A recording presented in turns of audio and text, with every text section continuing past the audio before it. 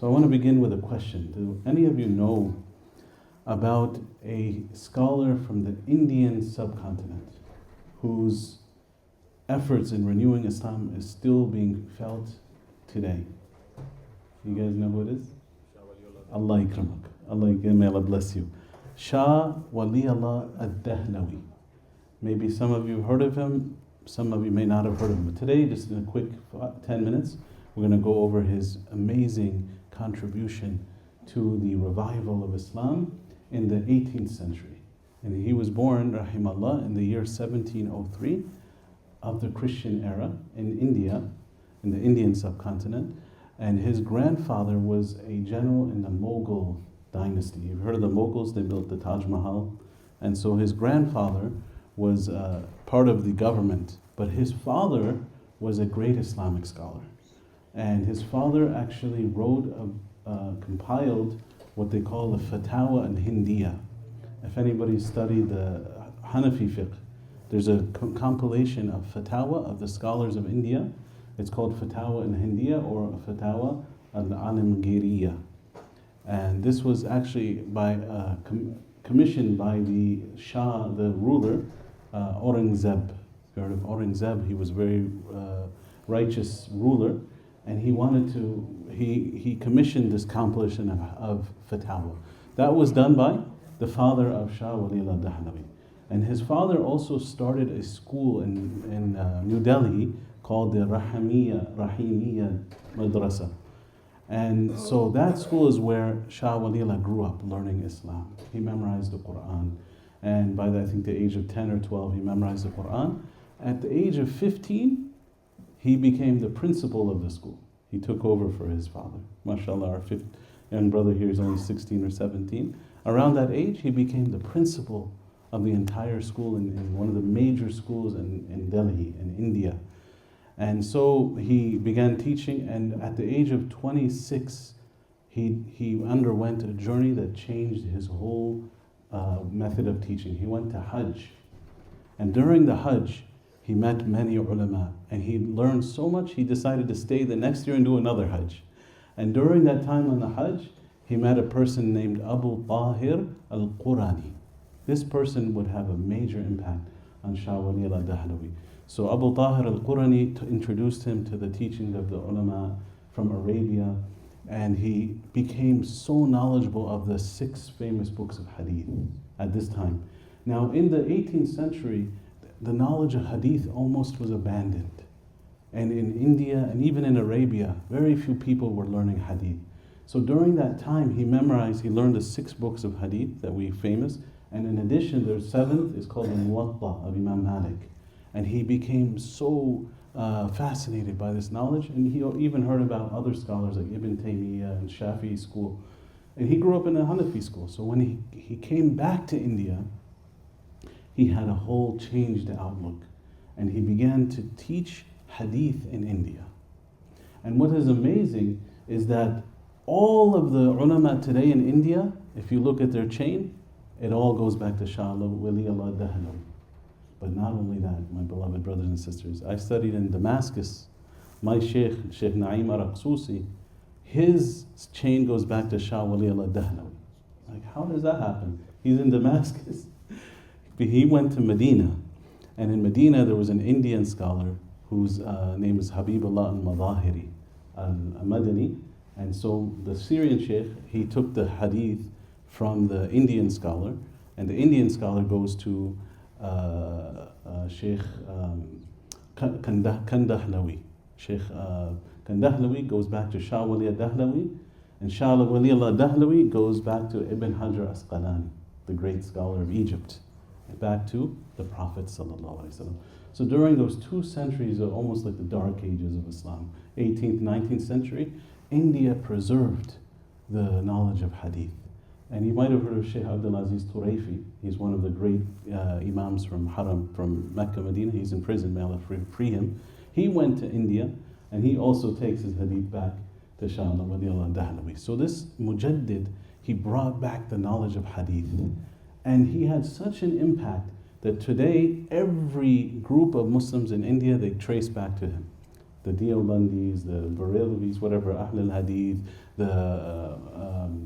even the Sir Sayyid Ahmed, the Aligarh University, they all look up to Shah Waliullah Dehlawi, and the Arabs, they also look up to the impact of Shah Waliullah Dehlawi.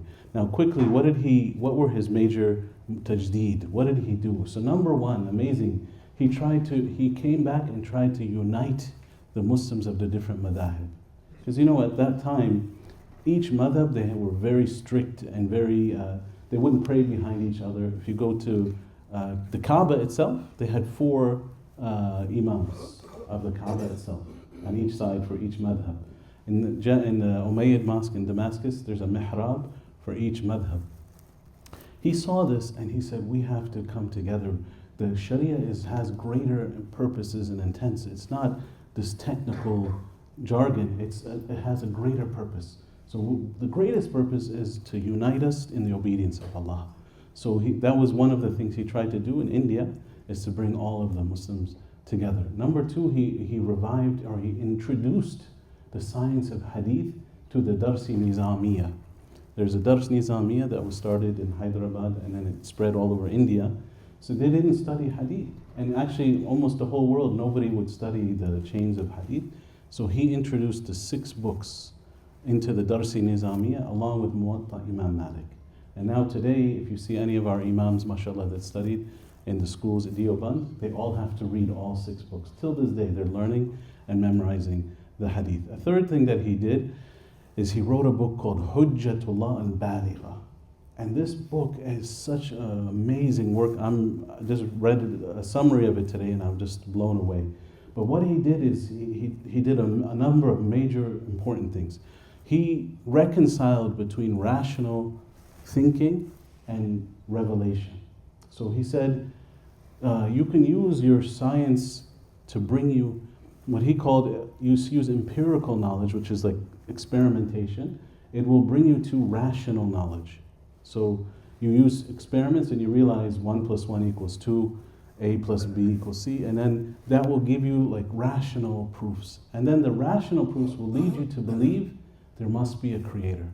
Because if you see footprints on a beach, there must be somebody who left the footprints. So now your empirical knowledge led you to rational knowledge. Your rational knowledge, your logic, leads you to believe there must be a creator. Every reaction, there must have been a cause. Where's the first cause? So this brings you to believe in one God. And that one God must have sent revelation, and that leads you to revelation and religion. So he kind of reconciled between science and regular knowledge. And another thing he did is he worked on social reforms. So he would correspond with the Mughals. The Mughals were the princes of that time, and he told them to follow Islam. And he introduced what we call the maqasid al-Shariah. So he said, ibadat has 2 purposes: to connect you with Allah and to purify your soul. And then he said, mu'amalat, which are business transactions, buying and selling, riba is haram. He said the purpose of it is to remove oppression, to promote justice and remove exploitation. Because riba, they suck the money from the poor, right? The big and even the rich countries, they suck the money and make the poor countries impoverished and enslaved to them. So he said the purpose of the rules of buying and selling to remove injustice and to not allow anybody to exploit anybody else. And then he talked about the siyasat, and he said siyasat is to promote justice and harmony in the society, and to bring to bring the deen of Allah in the society. So you should use the siyasa to bring harmony between people.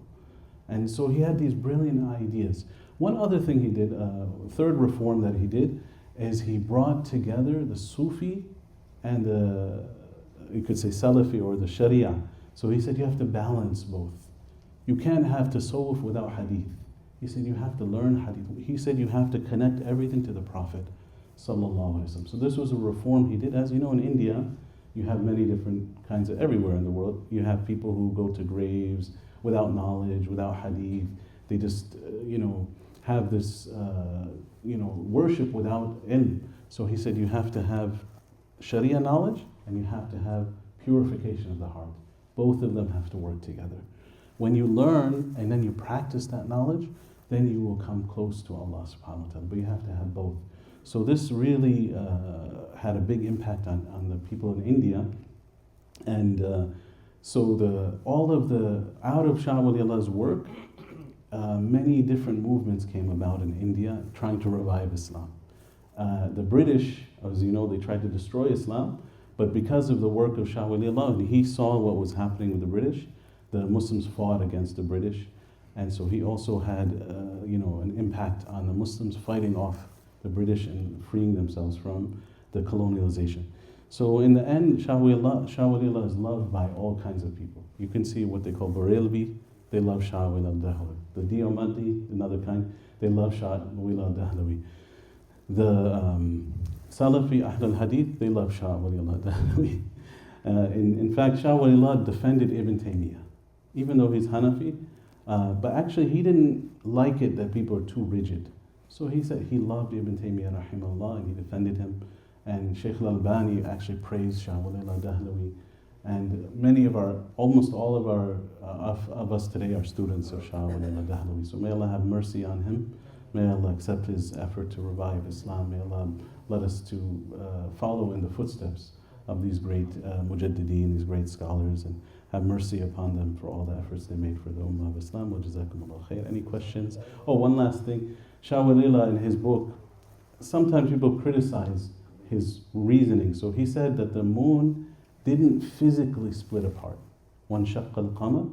That's his view. He said the light split apart and everybody saw it, but the actual moon didn't break in half. That was his opinion, subhanAllah. So he tried to balance between not denying the Sharia, but also trying to think, use the rational proofs that we know about today.